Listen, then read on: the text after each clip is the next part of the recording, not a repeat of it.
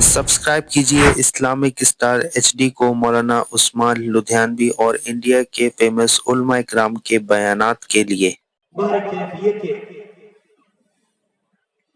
हज़रत वाली साहब 1980 में उन्होंने खुद सुनाया कि वो कुरान पाक सुनाने के लिए गए पहली बार, और फिर वो मुंतकिल हो। तो वो कहने लगे कि क़यामत के ज़माने में एक मर्तबा ऐसा हुआ कि मुझे जुमा पढ़ने के लिए एक शहर से दूसरे शहर जाना था, और आपको जगह जगह मस्जिदें हासिल है।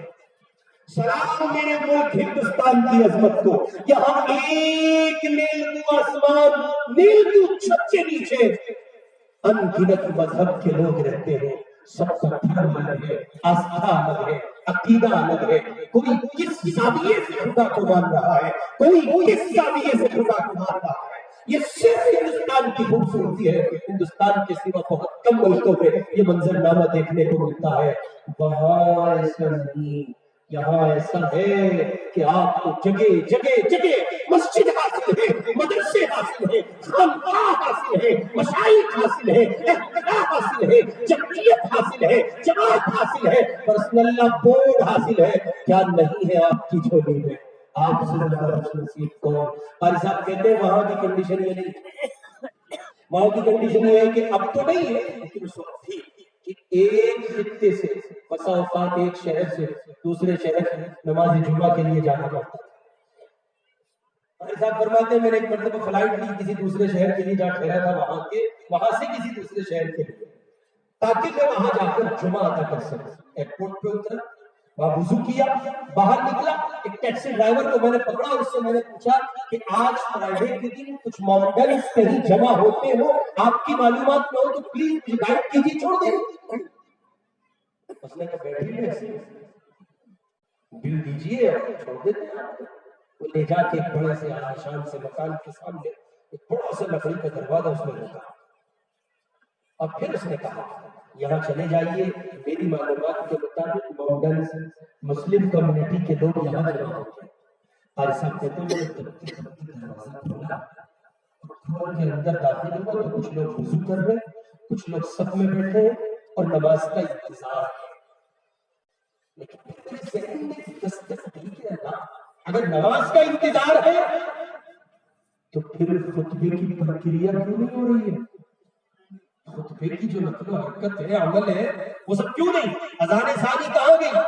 फिर ख्याल हुआ मुमकिन है अमेरिका ज्यादा तरक्की याफ्ता मुल्क है, ये लोग जो वुजू कर रहे हैं बड़े लोग, ये आए तो नमाज खड़ी हो जाए, बाकी सारे काम हो गए। पारिसा फरमाते हुए बैठ गए, और मैंने उन लोगों के आने पर नमाज खड़ी हो गई, और नमाज खड़ी हो गई तो तकबीर के बाद इमाम ने अल्लाहु अकबर और कुछ देर वक़फ़ा किया, उसने पढ़ा अल्हम्दुलिल्लाहि रब्बिल आलमीन अर्रहमानिर रहीम मालिकि यौमिद्दीन इय्याका नअबुदु व इय्याका नस्तईन इहदिनस सिरातल मुस्तक़ीम सिरातल लज़ीना अनअमता अलैहिम गैरिल मग़दूबि अलैहिम वलद्दाल्लीन। सूरह फातिहा पढ़ा। और सब कहते हैं अब तुमको वक़फ़ा करना था, क्योंकि वो हनाबला जहाफ़े थे, और फिर उनको सूरत भी आनी थी। और सब कहते मगर ऐसा नहीं हुआ, इधर सूरह फातिहा की तकमील हुई और फिर सूरह फातिहा पढ़ी गई।